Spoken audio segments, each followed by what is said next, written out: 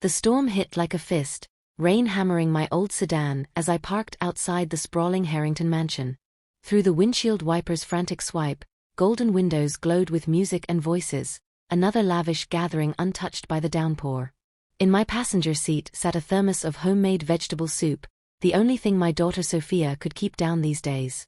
At 4 months pregnant, she was fragile, constantly nauseous, and tonight I just needed to see her take a few spoonfuls. No one answered the doorbell. I rang again, harder. Nothing. A chill unrelated to the rain crawled over me. I remembered the side gate Sophia had once pointed out during a rare visit. It swung open easily. There she was, my girl, on her knees in the flooded stone courtyard, soaked through her simple blue maternity top, arms wrapped around her slight bump as if shielding it from the world. Water streamed down her face, mixing with silent sobs. Sophia. I dropped beside her, voice cracking. She looked up, lips blue. Mom. I just wanted the maternity clothes. That's all I bought. Those words snapped something primal awake inside me. I draped my jacket over her, scooped her up despite the years since my last sparring session, and kicked the French doors wide. The party froze. Laughter died. Faces turned, shock, then discomfort, as I stood dripping, cradling my shivering daughter. This kind of heartlessness has no place in heaven, I said quietly. The room stayed silent. Paramedics arrived in a blur of lights. Sophia's skin felt like ice against mine as they wheeled her away. In the ER waiting room, I clutched the thermos like an anchor while water pooled at my feet. The antiseptic sting burned my nostrils, but all I tasted was rage. Memories flooded in. 20 years earlier I'd been the Viper, a karate champion feared on the mat. My then-husband Marcus coached me to gold, then blamed me when a torn ligament ended it all. His pride curdled into cruelty. Insults, shoves, nights I hid bruises. Sophia, barely 9, once threw herself between us during one of his drunken tirades. Leave her alone, Daddy. Her small defiance earned her a fall that left a faint scar above her eyebrow. That was the night we fled. I'd sworn she'd never suffer like that again. Yet here we were. The doctor emerged, face grave. Hypothermia set off early labor complications. We couldn't save the pregnancy. I'm sorry. The thermos clattered to the floor, soup spreading like spilled hope. When they let me see Sophia, she woke slowly, hand drifting to her empty belly. Her eyes met mine and filled with understanding. A broken sound escaped her. Mom. Don't cause trouble. I still love him. It was mostly his mother. She never wanted me there. I swallowed the scream rising in my throat, kissed her forehead. Rest now, baby. We'll talk soon. 3 days later, her phone stayed dark. No visits, no calls.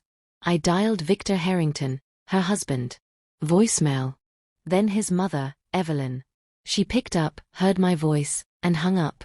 That cold click lit the fuse. I drove to their gated estate that night. Victor answered in a robe, scotch in hand, smirking. What here to beg? You left her in the rain. She lost our grandchild because of your family's games. He laughed.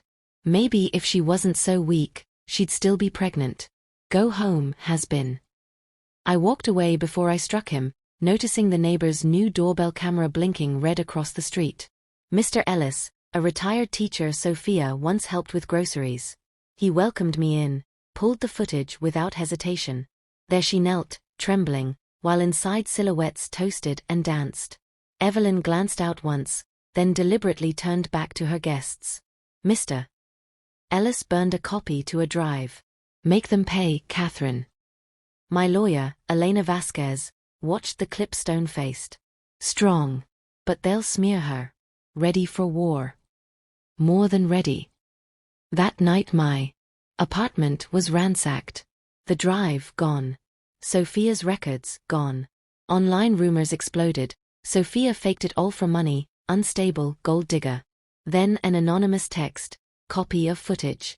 Riverside Diner. 3 p.m. tomorrow. Alone. I went. A hooded figure slid into the booth. Lila Harrington, Victor's overlooked younger sister. She looked haunted. I can't watch them ruin lives anymore, she whispered, pushing over a new drive. Mother controls everything.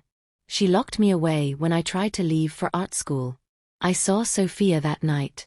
Tried to sneak out with a blanket. Too late. I gripped her hand. You just saved her dignity.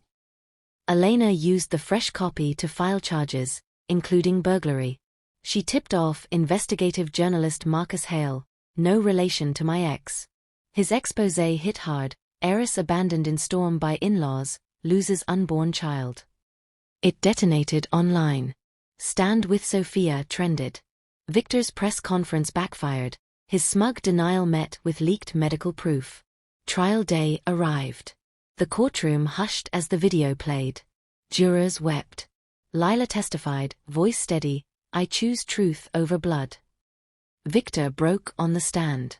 Verdict: guilty of emotional abuse and endangerment causing injury. Suspended sentence, therapy, heavy restitution. Afterward, Sophia leaned into me. It's really done, isn't it? I nodded, throat tight. Months later the noise died. Evelyn passed quietly. I felt only a distant pity. Lila moved to Chicago for design school. Sophia and I opened Haven Threads in a sunny Venice loft.